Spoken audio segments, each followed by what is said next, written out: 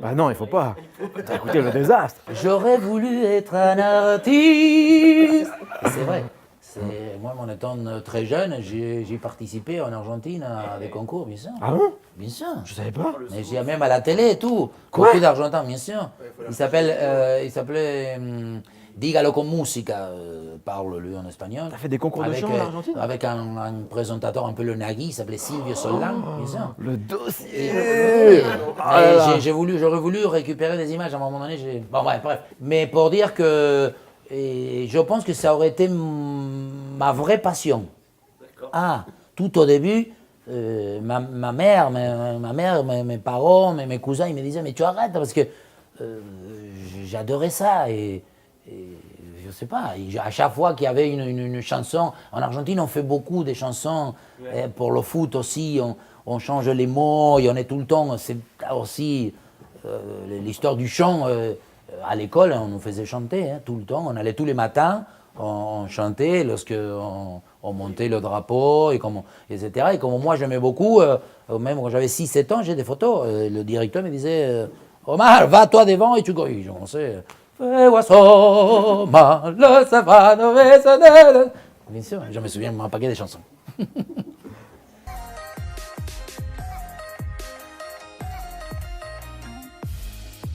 Non, parce que d'abord, moi je viens justement d'une culture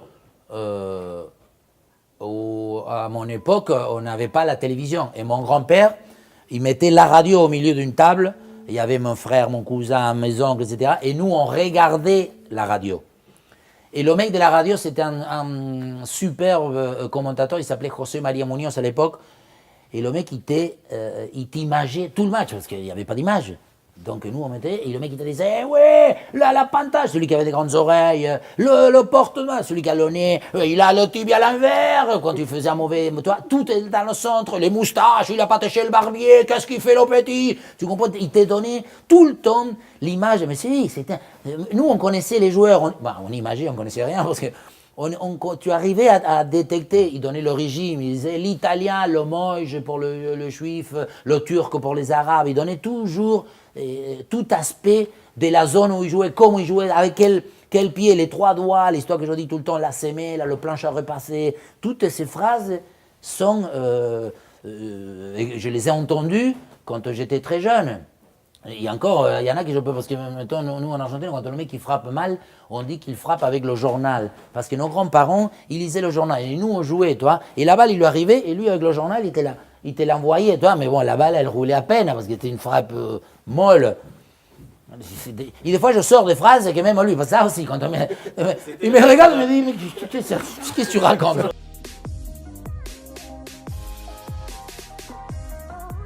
T'as pas le choix. Une fois de plus, tu t'adaptes. Non, mais des fois, je me dis que c'est comment. Parce que. Maintenant, je connais toutes. Maintenant, je connais toutes. Non, je vais recycler, je lis. En plus, je lis beaucoup. Des fois, je les adapte. Mais c'est vrai qu'il y a beaucoup où il y a la traduction et c'est pas. Des fois, j'essaie de ramer un peu parce que j'essaie de trouver. C'est pas toujours évident. Moi? Je sais plus. Mais non, mais une fois de plus. Là, il n'a pas le niveau. Là, on peut pas. Non, mais parce que d'abord. Déjà, la question s'adresse à moi. Sa connaissance musicale. Il a toujours besoin de s'approprier l'espace. Voilà, bref. Donc, la question, c'est est-ce que j'aime chanter? Non. Est-ce que je sais chanter? Non plus. Non, on n'écoute pas du tout le même genre de musique. Voilà.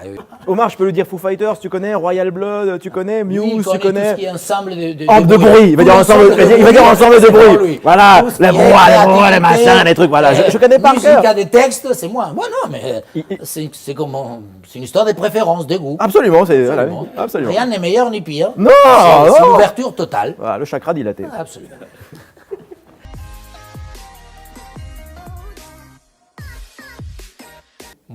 Moi, maintenant, parce que maintenant, au début, est-ce qu'on peut parler de ça aussi?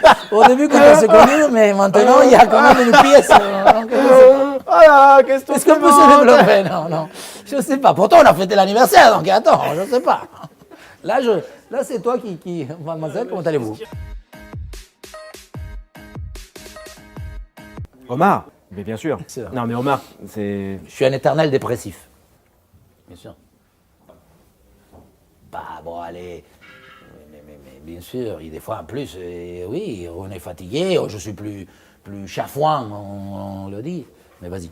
Non, mais éternel dépressif, ça m'inquiète. Non, mais... Non, mais je pense qu'Omar, il a besoin d'avoir un petit peu de monde autour de lui.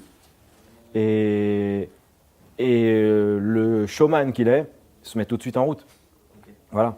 Mais c'est quelqu'un que j'imagine jamais seul et toujours entouré. Parce qu'il aime les gens et les gens l'aiment beaucoup aussi. C'est vrai, parce que bon, mais je pense que ça part justement par cette peur de la fin, de plein de choses. Tout est cyclique dans la vie et surtout la vie. Et donc, moi, je suis assez vieux, j'aurai 60 ans très vite. Et par moments, Ouais, mais tu restes. m'affole. Ouais, non, mais t'as pas besoin. Oui, mais si, quelque Omar. part, ça m'est. Mais tu restes Moi, jeune, ça- tu te non. rends pas compte. Omar, il reste super jeune, il reste Oui, moderne non, et tout, oui, je non, trouve. mais bon, mais ça c'est vieux, d'ici. Mais ça va, voilà, d'ici t'es en bonne 5, santé, 6 tout va ans, bien. j'aurai Mais non. 60 ans, 70 ans, je dis, ça va, non, ça, j'aime pas. Comment je vais faire? Je pourrais pas.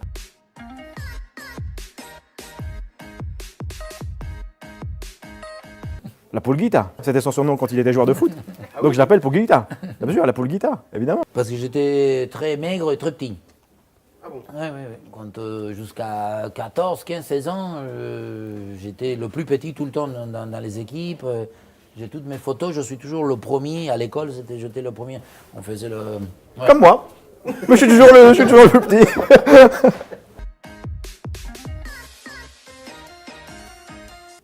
Mais j'étais même pas au courant. Non, j'ai dû le découvrir sur Twitter quand il a mis sa photo. Et c'était pas très bien prévu, organisé, c'était Rica Vidal. C'était le jour de 3-0. Bon, je l'avais côtoyé déjà une ou deux fois en Argentine dans des opérations que lui fait pour ses fondations qu'il a. Donc bon, on côtoyait. Et ce jour-là, il m'a dit passe à Eric Vidal, papa. Donc je suis allé et on a passé une demi-heure, on a bu quelques mailles, on était avec Umtiti, Mascherano, etc. Et on a parlé un peu argentin. C'était un peu. Mais il faut faire en simple. sorte qu'Omar réalise son rêve, qui est de faire un 1-2 avec Messi. Absolument. Voilà, c'est le rêve d'Omar. Non, parce que ce Et il faut jour-là, essayer de le j'avais réaliser. pas de ballon. Parce que ce jour-là, j'ai fait des photos, tout, et lui, il m'a dit pas de problème. Mais on a essayé, c'était un hôtel, et on n'avait pas un ballon. Je suis allé voir, parce que moi, je vais bien, toi, faire, à mon âge, j'ai dit un tennis ballon. Je mets 2 chaises, j'ai dit, qui me confie. Mais qui fait la remise dans le 1-2? Lui, non, tu rigoles. Toi, tu Moi, pars en profondeur? je commence, non, d'abord, je commence, je fais une phase, je lui donne, lui, il fait qu'il a remisé, et après, je pars tout seul. Eh oui, attends, je m'appuie, je me sers de Messi. C'est pas l'inverse, tu rigoles, quoi.